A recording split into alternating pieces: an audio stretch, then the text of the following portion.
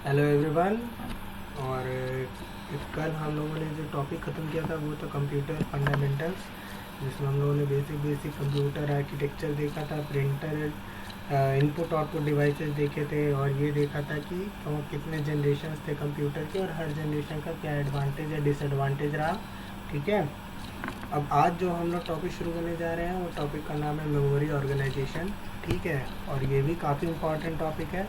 कल और आज को मिला के लगभग हमारा मान के चलो कि 10 मार्क्स या 12 मार्क्स के वेटेज का आज ख़त्म हो जाएगा टॉपिक। तो इसीलिए काफ़ी ध्यान से सुनना। मैंने इसीलिए केवल एक ही टॉपिक रखा है आज, मेमोरी ऑर्गेनाइजेशन का। सॉफ्टवेयर वाला पार्ट भी इंक्लूड करना चाहता था पर वो बहुत लेंदी हो जाता, तो आज केवल मेमोरी ऑर्गेनाइजेशन देखेंगे। चलो शुरू करते हैं आज का वीडियो।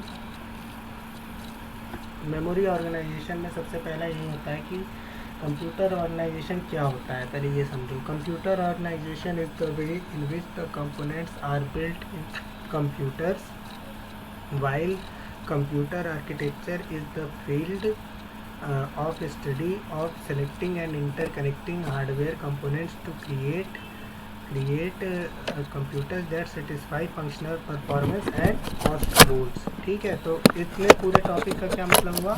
इतने पूरे टॉपिक का ये मतलब है कि कंप्यूटर ऑर्गेनाइजेशन वो तरीका होता है जिसमें हम सारे कंपोनेंट्स को इस तरीके से अरेंज, जिसमें कंपोनेंट्स किस तरीके से बनते हैं उसकी बात करते हैं। ठीक है। जबकि कंप्यूटर आर्किटेक्चर जो होता है वो कंप्यूटर आर्किटेक्चर क्या होता है? कंप्यूटर आर्किटेक्चर जो हमारा होता है वो हमारा ये बताता है कि कैसे हम लोगों को कौन कौन से हार्डवेयर कंपोनेंट सेलेक्ट करने हैं। ठीक है। और उसके अकॉर्डिंग कैसे हमको अपना जो भी मतलब फंक्शन है वो करना है। ठीक है। कॉस्ट गोल्स अचीव करने के लिए, परफॉर्मेंस गोल अचीव करने के लिए। ठीक है। तो इस तरीके से ये हमारा मतलब मेन फोकस रहेगा आज का। ठीक है। और ठीक है। तो अब कंप्यूटर आर्किटेक्चर और कंप्यूटर ऑर्गेनाइजेशन का डिफरेंस हमको समझ में आ गया। तो अब देखते हैं कि डेटा कैसे ट्रांसमिट होता है। तो डेटा जो भी कंप्यूटर में ट्रांसमिट होता है वो बस का यूज़ करके होता है। अब बसेस क्या होती हैं? तो a bus is a set of wires used for interconnection where each wire can carry one bit of data। इसका क्या मतलब है? बस जो होती है वो एक सेट ऑफ वायर होता है जिसके थ्रू हम डेटा अपना सेंड कर सकते हैं, लेकिन एक वायर केवल एक बिट डेटा सेंड कर सकता है। ठीक है। एंड कंप्यूटर बस can be divided into two types, internal बस एंड एक्सटर्नल बस। कंप्यूटर की बस को दो तरीके से डिवाइड किया जा सकता है, इंटरनल और external. Internal bus connects the components inside the motherboard like CPU and system memory। जो इंटरनल बस होती है वो मदरबोर्ड, जो कंपोनेंट्स होते हैं मदरबोर्ड के अंदर लाइक CPU और सिस्टम मेमोरी, इनको कनेक्ट करती है, इसीलिए इसको सिस्टम बस भी कहते हैं। और इस इंटरनल बस को ही सिस्टम बस भी कहते हैं। ठीक है। इसी तरह से एक्सटर्नल बस होती है। External bus connect the different external devices, IO ports, peripherals, expansion slots and drive connections to the rest of computer. It is also refer to as the expansion bus. इसका मतलब क्या हुआ कि जो एक्सटर्नल बस होती है वो IO पोर्ट को कनेक्ट करती है। ठीक है। पेरिफेरल्स को कनेक्ट करती है। ठीक है। एक्सपेंशन स्लॉट्स को कनेक्ट करती है, जिसके लिए एक्सपेंशन कार्ड आता है, जिस पर मैंने एक न्यू आपको एक MCQ कराया था लास्ट वाले वीडियो में। ठीक है। And drive connection to the rest of computer, इसीलिए इसको आप एक्सपेंशन बस भी कह सकते हो। ठीक है। और जो भी कमांड होता है एक्सेस करने का मेमोरी या IO डिवाइस का, वो आपका कंट्रोल बस के थ्रू सेंड किया जाता है। ठीक है। मैंने एड्रेस और डेटा बस के बारे में इसमें नहीं डाला है, क्योंकि जो एड्रेस बस होती है वो सिंपली आपका एड्रेस कैरी करती है IO डिवाइस या मेमोरी का, और जो डेटा होता है वो डेटा ट्रांसफ़र के लिए होता है, डेटा बस। ठीक है। अब आता है हमारा इंस्ट्रक्शन साइकिल। ठीक है। तो इंस्ट्रक्शन साइकिल में 4 मेन स्टेप होते हैं। सबसे पहला फेच का मतलब क्या हुआ? Fetching the instruction from the memory, then decoding the operation then decoding the instruction for operation, then executing the instruction and then storing in the memory। जो भी रिजल्ट आया हमारा उसको स्टोर करना है। ठीक है। तो fetch, decode, execute and store, FDES, यही 4 हैं जो मिलके हमारा क्या बनाते हैं? Instruction cycle. ठीक है। काफ़ी इंपॉर्टेंट है ये। और इंस्ट्रक्शन का फॉर्मेट क्या होता है, ठीक है। तो इंस्ट्रक्शन के फॉर्मेट को अगर समझना चाहते हो तो 2 पार्ट में डिवाइड होता है, ऑपकोड और ऑपरेंड, ठीक है। ऑपकोड जो होता है वो एक्शन रिप्रेजेंट करता है जो कि प्रोसेसर को एग्जीक्यूट करना है, और ऑपरेंड डिफाइन करता है पैरामीटर्स एक्शन के, ठीक है, और वो ऑपरेशन पे डिपेंड करता है। तो यानी ऑपरेंड आपके ऑपकोड पे डिपेंड करेगा, ठीक है। और ये हमने मेमोरी हायरार्की बना रखी है। इसमें देखो जैसे जैसे कैपेसिटी यानी कि आपका जो भी डेटा जिसमें ज़्यादा से ज़्यादा आप स्टोर कर सकते हो, वो जैसे जैसे स्टोरिंग कैपेसिटी बढ़ती है वैसे वैसे उसकी स्पीड कम होती जाती है, ठीक है। जैसे कि कैश मेमोरी का जो है स्टोरिंग कैपेसिटी काफ़ी कम है, ठीक है, as compare to optical disk या मैग्नेटिक टैप, बट इसकी स्पीड जो होगी वो मच हायर होगी ऑप्टिकल डिस्क या मैग्नेटिक टैप के मुकाबले। लेकिन मैग्नेटिक टैप के अंदर कैपेसिटी स्टोर करने की ज़्यादा होगी, भले उसकी स्पीड कैश के मुकाबले काफ़ी कम हो, ठीक है। तो इस तरीके से ये हायरार्की है। इसमें जैसे जैसे स्टोरिंग कैपेसिटी बढ़ती है मेमोरी की वैसे वैसे उसकी स्पीड रिड्यूस होती जाती है, और जैसे जैसे उल्टा अगर समझना चाहो तो जैसे जैसे स्पीड बढ़ती है वैसे वैसे कैपेसिटी कम होती जाती है स्टोर करने की, ठीक है। अब आ जाते हैं नेक्स्ट क्या है हमारा जनरल पर्पज़ रजिस्टर, ठीक है। जनरल पर्पज़ रजिस्टर क्या होते हैं, these register store data and intermediate result during the execution of program, ठीक है। अगर आप इसको माइक्रो प्रोसेसर या किसी और टर्म में समझो तो BCDE ये आपके जनरल पर्पज़ रजिस्टर होते थे, ठीक है। एक्यूमुलेटर क्या होता है, it is most efficient in data movement, arithmetic and logical operation. जो भी रिजल्ट होगा आपका लॉजिकल ऑपरेशन का वो या अरिथमेटिक ऑपरेशन का वो किस में प्लेस किया जाएगा, एक्यूमुलेटर में, ठीक है। बहुत इजीली किया जाता है और बहुत वाइडली यूज़ होता है, ठीक है। स्पेशल पर्पज़ रजिस्टर्स क्या होते हैं, स्पेशल पर्पज़ रजिस्टर एक स्पेसिफिक फंक्शन के लिए ही यूज़ होता है। जैसे कि सबसे पहला प्रोग्राम काउंटर क्या होता है, the program counter keeps track of the address of the instruction which is to be executed next, ठीक है। तो मान लो कि जैसे एक इंस्ट्रक्शन यहाँ चल रहा है, ठीक है, एग्जीक्यूट हो रहा है और नेक्स्ट ये इंस्ट्रक्शन इसके बाद एग्जीक्यूट होना है, तो जो प्रोग्राम काउंटर होगा वो इसका एड्रेस रखेगा, ठीक है। तो इस तरीके से प्रोग्राम काउंटर की डेफिनेशन होगी। तो प्रोग्राम काउंटर क्या स्पेसिफिकली करता है, वो ट्रैक रखता है एड्रेस का उस इंस्ट्रक्शन के एड्रेस का जो कि अगली बार एग्जीक्यूट होने वाला है। स्टैक पॉइंटर क्या होता है, stack pointer holds the address of the last occupied memory location of the stack, ठीक है।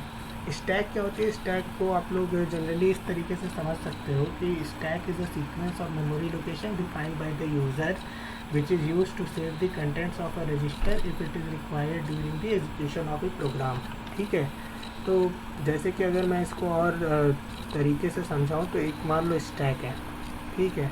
आपको किसी प्रोग्राम में किसी पर्टिकुलर कंटेंट की ज़रूरत है, उसको आपने किसी स्पेसिफिक मेमोरी लोकेशन में डिफ़ाइन कर दिया, तो वो एक स्टैक हो गई हमारी, ठीक है। अब स्टैक पॉइंटर क्या करता है कि मान लो यहाँ पे था हमारा, ठीक है, यहाँ पे था हमारा लास्ट मेमोरी लोकेशन, तो इसको स्टोर करता है कौन, स्टैक पॉइंटर, समझे अब। तो इस तरीके से स्टैक पॉइंटर की ये डेफिनेशन हो गई। इंस्ट्रक्शन रजिस्टर क्या होता है, instruction register holds an instruction until it is decoded, ठीक है। जो भी कोई इंस्ट्रक्शन आता है उसको होल्ड करके रखता है जब तक कि उसकी डिकोडिंग नहीं हो जाती है। फैचिंग के बाद क्या आता था, डिकोडिंग, फिर एग्जीक्यूशन, फिर स्टोरिंग। तो डिकोडिंग वाले स्टेप जब तक कंप्लीट नहीं हो जाता तब तक होल्ड करने का काम कौन करेगा, इंस्ट्रक्शन रजिस्टर। और ये हमने क्लासिफिकेशन एक दिखा रखा है जनरल कंप्यूटर मेमोरी का, ठीक है। कंप्यूटर मेमोरी में कितने तरह की मेमोरी होती हैं उसका हमने एक जनरल क्लासिफिकेशन किया है, ठीक है। तो कंप्यूटर की मेमोरीज़ को 2 पार्ट में क्लासिफाई कर सकते हैं। एक है रीड ओनली मेमोरी जिसको हम प्राइमरी मेमोरी भी कहते हैं, और दूसरा है रीड या राइट मेमोरी जिसको हम सेकेंडरी मेमोरी भी कहते हैं, ठीक है।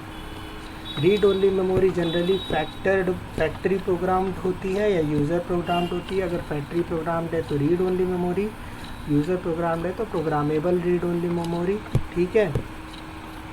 और जो रीड या राइट मेमोरी होती है, सेकेंडरी मेमोरी होती है, वो कितने तरह की, वो एक रैम होती है जिसमें एस रैम या डी रैम यानी कि स्टैटिक रैम या डायनामिक रैम, ठीक है। और मैग्नेटिक मेमोरी में मैग्नेटिक कोर मेमोरी या मैग्नेटिक फील्ड टेप, ठीक है। तो इस तरीके से कंप्यूटर मेमोरी का हम क्लासिफिकेशन करते हैं। इसके बारे में थोड़ा और डिटेल में आगे डिस्कस करते हैं। अब जैसे एक मेरा छूट गया था memory address register. Memory address register क्या करता है, it holds the address of the memory location where next instruction is to be executed. मान लो कि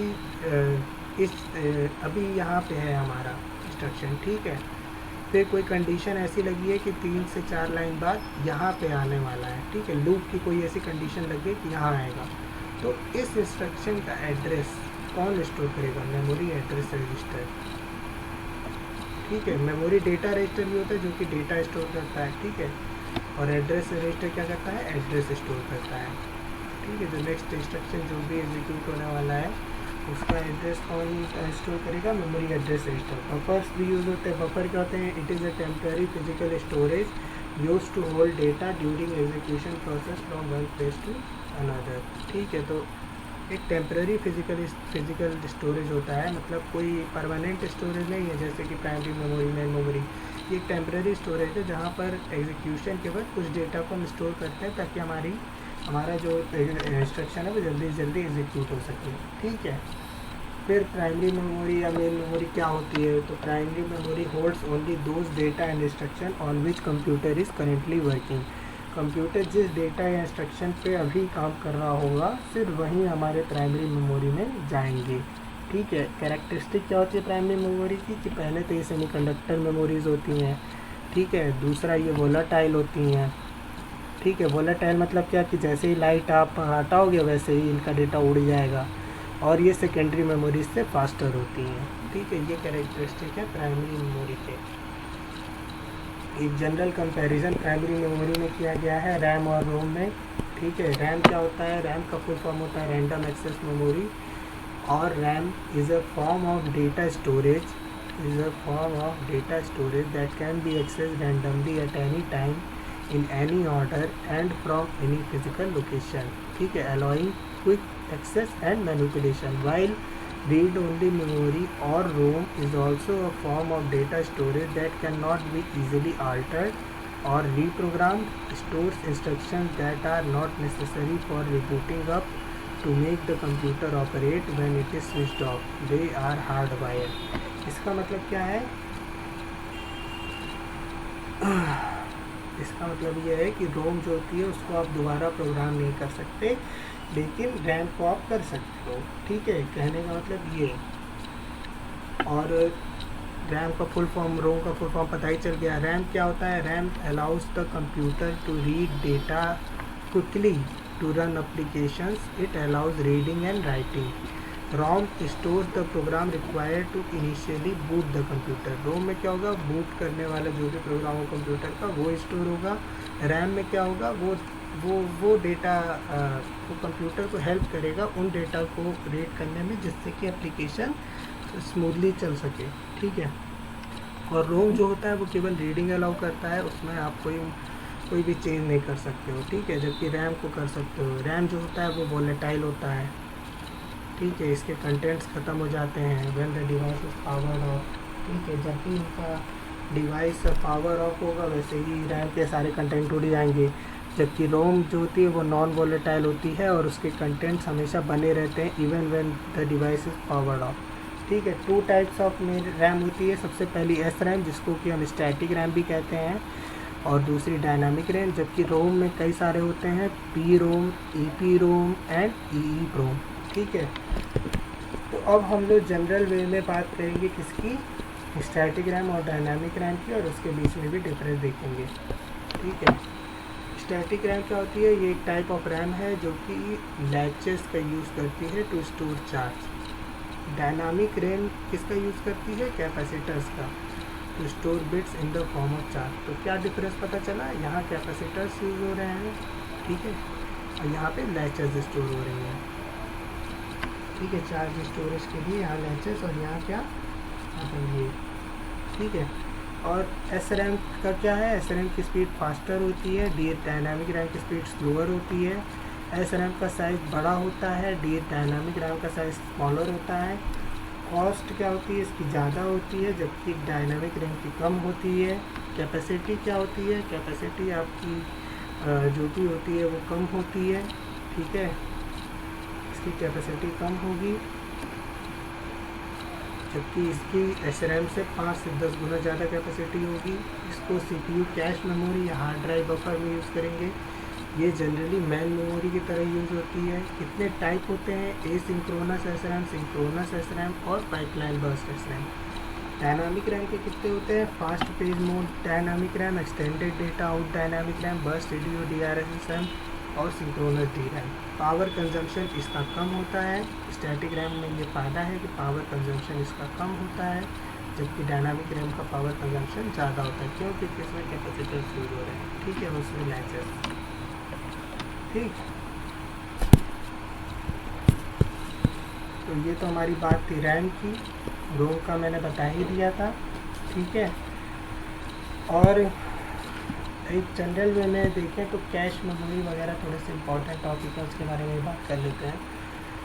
कैश मेमोरी क्या होता है कि CPU जो होता है वो जनरली बहुत फास्ट होता है मेमोरी से। ठीक है, CPU is much faster than memory. The problem comes when the CPU issues a memory request. Problem कब आती है? जब CPU कोई मेमोरी रिक्वेस्ट इशू करता है। इसमें क्या होता है कि it will not get the data it need for many CPU cycles. अब क्या है, मेमोरी रिक्वेस्ट इशू की तो कई CPU साइकिल्स तक डेटा नहीं मिलेगा अगर कैश मेमोरी नहीं है तो। ठीक है, तो अब जितनी स्लो मेमोरी होगी उतना ज़्यादा साइकिल लगेगा CPU को, क्योंकि उतने साइकिल तक डेटा नहीं आएगा, तो CPU उतना टाइम वेट करता रहेगा। तो इस प्रॉब्लम को कैसे ओवरकम कर सकते हैं? This problem can be overcome by introducing a small and very fast memory near the CPU। तो हम एक छोटी सी मेमोरी CPU के पास इंस्टॉल कर देते हैं। ठीक है, it is use to hold those part of data and program which are most frequently use by CPU। तो अभी ये क्या करेगा, ये जो भी आपका CPU जो है वो आपका जो भी डेटा या प्रोग्राम बहुत फ्रिक्वेंटली यूज़ करता है उसको उसमें कैश मेमोरी में स्टोर कर देगा, ताकि CPU उसको जल्दी एक्सेस कर दे और प्रोसेसिंग कर दे। ठीक है, ऐसे ही फ्लैश मेमोरी होती है। Flash memory is an example of quite a recent type of storage technology known as solid state devices. ठीक है, इसमें क्या है कि इसमें कोई मूविंग पार्ट्स नहीं होते हैं डेटा स्टोर करने के लिए। ठीक है, सेमीकंडक्टर चिप्स की तरह। ठीक है, तो इसीलिए जो फ्लैश मेमोरी होती है वो कॉस्ट उसका काफ़ी कम होता है। ठीक है, लेस कॉस्ट, यहाँ पे मैंने लिखा नहीं लेकिन लिख लो, काफ़ी कम कॉस्ट होता है इसका। ठीक है, इसी वजह से बहुत पॉपुलर हो रही है। ठीक है, सॉलिड स्टेट डिवाइसेज आजकल काफ़ी पॉपुलर हो रही हैं, उसका यूज़ करके फ्लैश मेमोरी बनती है। ठीक है, इसी तरीके से वर्चुअल मेमोरी होती है। वर्चुअल मेमोरी क्या करता है? It is a technique that allows the execution of processes which are not completely available in the memory. तो वर्चुअल मेमोरी एक ऐसी टेक्निक है जो उन प्रोसेस को भी एग्जीक्यूट करने में मदद करती है जो कि मेमोरी में पूरे तरीके से अवेलेबल नहीं है। इसका एडवांटेज सबसे ज़्यादा क्या होता है कि आपका जो प्रोग्राम है वो फिज़िकल मेमोरी से बड़ा हो सकता है, तो उसको एग्जीक्यूट करने में कौन हेल्प करेगा? Virtual memory. ठीक है, तो कैश मेमोरी, फ्लैश मेमोरी और वर्चुअल मेमोरी, ये तीनों चीज़ आप लोगों को समझ में आ गई होगी। ठीक है, क्यों यूज़ पड़ती है, क्या यूज़ पड़ता है, वो भी समझ में आ गया होगा। ठीक है, अब आ जाते हैं हम लोग सेकेंडरी मेमोरी पे। सेकेंडरी मेमोरी क्या होती है? These are magnetic and optical memories. It is known as a backup memory. It is non volatile memory. Non volatile मतलब क्या कि आप इवन CPU स्विच ऑफ भी कर दो तब भी इसमें डेटा बना रहता है। ठीक है, और ये जनरली प्राइमरी मेमोरीज से स्लोअर होती है। ठीक है, प्राइमरी मेमोरीज इनसे फास्ट होंगी। ठीक है, एग्जांपल अगर पूछा जाए तो CD-ROM, DVD, डिस्क एक्सेट्रा, ये सब इसके एग्जांपल है, सेकेंडरी मेमोरी के एग्जांपल है। ठीक है, अब कितने तरह की कितने वैरायटी की स्टोरेज डिवाइसेस होती हैं वो जनरल वे में देख लो कि कितने तरीके की स्टोरेज डिवाइसेस होती हैं और क्या होती हैं। ठीक है, एक स्टोरेज डिवाइस होती है हमारी मैग्नेटिक डिस्क। ठीक है, मैग्नेटिक डिस्क स्टोरेज डिवाइस होती है। इसमें क्या करते हैं, ये मैग्नेटिक डिस्क होती है कई सारे प्लेट्स का कलेक्शन। ठीक है, और ये जो इसमें ट्रैक होते हैं हर टर्न पे, जिसको सेक्टर्स में डिवाइड किया जाता है। ठीक है, और सेक्टर ही स्मॉलेस्ट यूनिट होती है जिस पे लिखा या फिर रीड या फिर राइट किया जा सकता है। ठीक है, तो मैग्नेटिक डिस्क तो ये चीज़ हो गई। ऑप्टिकल डिस्क क्या होती है? ऑप्टिकल डिस्क भी another type of secondary memory. कई सारी ऑप्टिकल डिस्क अवेलेबल है, जैसे कि सीडी, कॉम्पैक्ट डिस्क, ठीक है, डीवीडी, डिजिटल वर्सेटाइल डिस्क और सीडीआर, ठीक है। तो इस तरह से ये हमारे क्या है, ऑप्टिकल डिस्क हैं, ठीक है। मैग्नेटिक टेप क्या होता है? मैग्नेटिक टेप एक लॉन्ग और नैरो स्ट्रिप होती है प्लास्टिक की, ठीक है, जिस पे थिन मैग्नेटिक मटेरियल की कोटिंग की जाती है, ठीक है। मैग्नेटिक टेप रिकॉर्डिंग जो भी होती है उसमें क्या होता है कि मैग्नेटिक टेप मूव करता है रिकॉर्डिंग हेड पे और इलेक्ट्रिक सिग्नल फीड किए जाते हैं, जिससे आपका एक पैटर्न जनरेट होता है मैग्नेटाइजेशन का, ठीक है। इस तरीके से आप इसमें डेटा रिकॉर्ड कर सकते हो। इसी तरीके से floppy diskette, CD ROM, jump drive, USB flash drive, ठीक है, और hard drive, memory card, tape cassette, zip diskette, Blu-ray disk, ये सब किसके एग्जांपल हैं? ये सब स्टोरेज डिवाइसेस के ही एग्जांपल हैं, ठीक है। एक जनरल और चीज़ देख लेते हैं। एक टेबल टाइप से मैंने आपके लिए किया है, इसमें मैंने ये बताया क्या कैपेसिटी होती है, ठीक है। जनरली मैग्नेटिक टेप जो होता है उसकी सबसे ज़्यादा कैपेसिटी होती है अप टू 1 टेराबाइट, और सबसे कम अगर किसी की होती है तो फ्लॉपी डिस्क अबाउट 1.2 MB, ठीक है। तो 1 टेराबाइट कैपेसिटी वाले दो हैं, एक तो हार्ड डिस्क है, ठीक है, और एक तो मैग्नेटिक टेप है, ठीक है। फ्लॉपी डिस्क का सबसे कम होता है, फ्लॉपी डिस्क से कम किसी का नहीं होगा, ठीक है। तो इस तरीके से आप इसको जनरल वे में देख सकते हो। मैंने यहाँ पे एक अरेंज किया, जैसे फ्लॉपी डिस्क की capacity 1.2 MB, storage method magnetic, hard disk up to 1 terabyte, storage method magnetic, CD ROM optical 640 से 680 MB, फिर DVD ROM optical 4.7 gigabyte to 17 gigabyte, फिर pen drive solid state storage method होता है इनका, और capacity कितनी होती है 1 GB से 512 GB तक, ठीक है। और मैग्नेटिक टेप में स्टोरेज मेथड मैग्नेटिक और कैपेसिटी कितनी अप टू 1 टेराबाइट, ठीक है। तो ये तो हमारा जनरल हो गया डिस्कशन। अब इसके बाद आ जाते हैं मेमोरी मैनेजमेंट टेबल पे। मेमोरी मैनेजमेंट टेबल में आप देख सकते हो सबसे छोटी यूनिट कौन सी होती है, बिट्स, ठीक है। इसकी एक्चुअल वैल्यू 0 या 1 होती है, ठीक है। और एक चीज़ और इसमें है जो कि छूट रही है, वो होती है निबल। तो 1 निबल इक्वल्स टू 4 बिट्स होता है, ठीक है। और 8 बिट्स इक्वल्स टू 1 बाइट या इक्वल्स टू 2 निबल, ठीक है। तो ये तो समझ में आ रहा होगा कि एक निबल 4 बिट्स था तो 2 निबल 8 बिट्स हो जाएंगे, ठीक है। और इस तरीके से ये एक चीज़ इसमें छूटी थी। और सबसे छोटी यूनिट भी है और सबसे बड़ी यूनिट कौन सी है, वो है ब्रोंटा बाइट, ठीक है। अगर आपसे पूछा जाए तो एक ब्रोंटा बाइट कितने के बराबर, 1024 योटा बाइट के बराबर, ठीक है। और 1024 योटा बाइट किसके बराबर, अरे एक योटा बाइट किसके बराबर, 1024 गीगा बाइट, ठीक है। और एक जेटा बाइट, और एक जेटा बाइट किसके बराबर, 1024 एक्सा बाइट, ठीक है। तो अगर इस तरीके से समझो तो 10 की पावर 21 इंटू 2 की पावर 10 इंटू 2 की पावर 10, जब इतना यूनिट लोगे ना, बाइट्स की बात कर रहा हूँ मैं यहाँ, जो बाइट्स हैं इतना लोगे तब सबसे बड़ी यूनिट बनती है जिसका नाम होता है ब्रोंटा बाइट,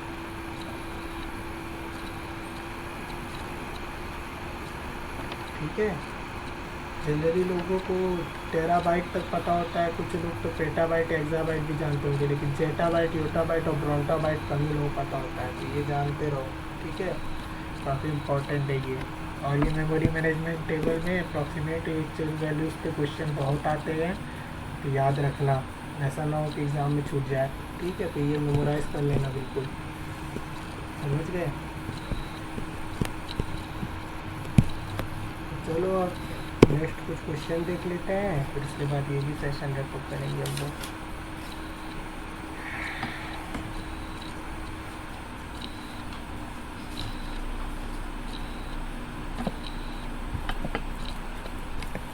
क्वेश्चन है, during the execution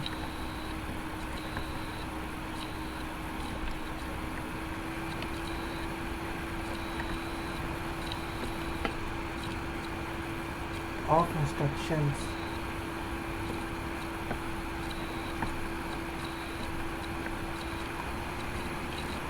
a copy of instruction is placed in the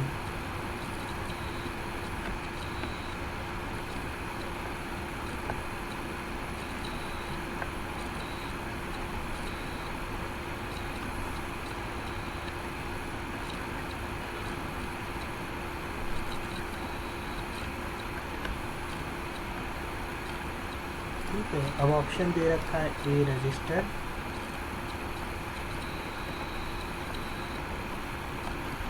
B RAM, C system heap,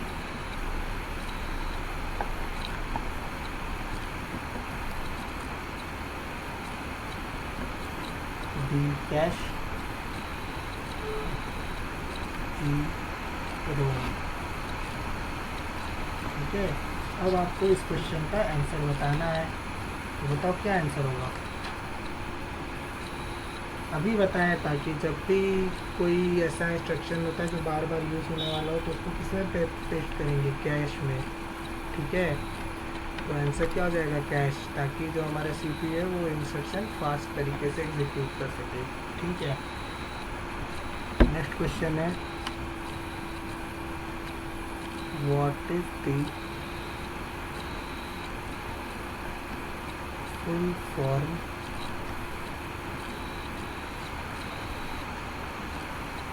of RAID. RAID का फुल फॉर्म क्या है। ऑप्शन दे रखे हैं, random access of inexpensive disc,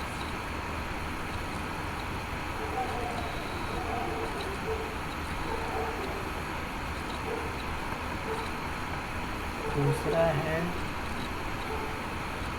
redundant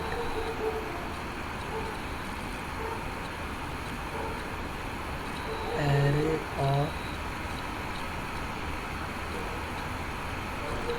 inexpensive data,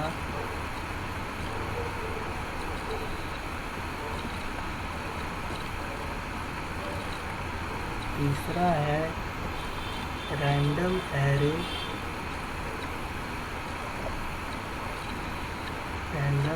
of inexpensive data, चौथा है random array of internet data.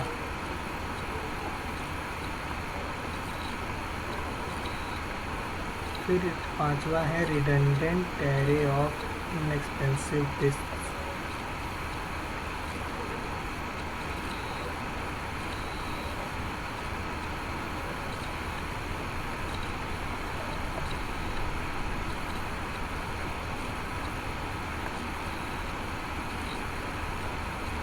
तो सही ऑप्शन क्या हो जाएगा इसका, अगर मेरे ख्याल से मैंने शायद बताया नहीं था लास्ट लेक्चर में, मैंने रेड वर्ड का यूज़ तो किया था लेकिन मैंने उसको बताया नहीं था आपको कि सही आंसर क्या होगा।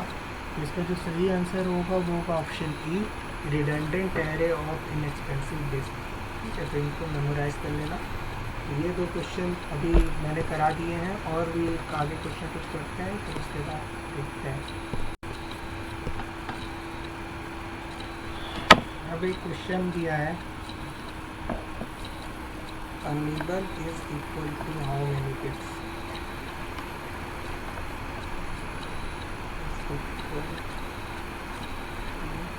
फिर अंडरस्कोर बिट्स। ऑप्शन दिया है ए 16, बी 32, सी 4, डी 8। तो कितना होता है, 4। हो गया क्वेश्चन खत्म। ठीक है,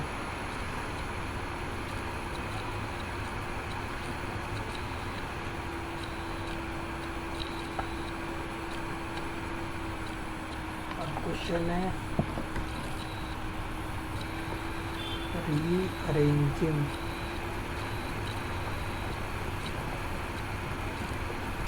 and allocating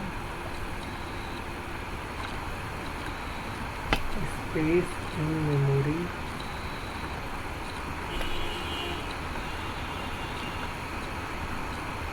to provide for multiple computing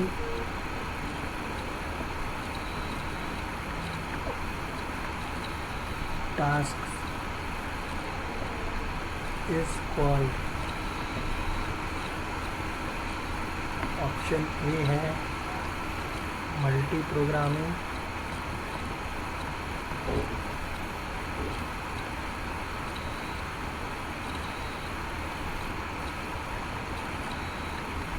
option B है मल्टीटास्किंग, ऑप्शन सी है मेमोरी मैनेजमेंट, ऑप्शन डी है नेटवर्किंग। पता हो गई इसका सही आंसर क्या होगा। ठीक है, इसका सही आंसर होगा option C memory management. Rearranging and allocating space in memory to provide for multiple computing tasks is called memory management। ठीक है, तो इस तरीके से हमारे पास कई सारे क्वेश्चंस हैं। ठीक है, जिसको देखूंगा, अगर बाद में टाइम बचा तो कुछ प्रैक्टिस इस टाइप से करवा दूंगा। अदरवाइज़ मेरे ख्याल से तो जितना मैंने पढ़ा दिया अगर उतना भी सही से रिवाइज कर दो तो बहुत है। ठीक है, कोई और डाउट हो तुमको क्वेश्चन मिलने पे या फिर कुछ ऐसा हो तो मुझसे पूछना। ठीक है, मैं तो यहाँ जवाब दूंगा ही। टेलीग्राम चैनल का लिंक आप सबको अवेलेबल है ही डिस्क्रिप्शन में।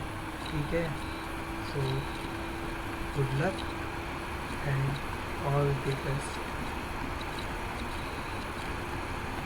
Take care everyone, see you in next video.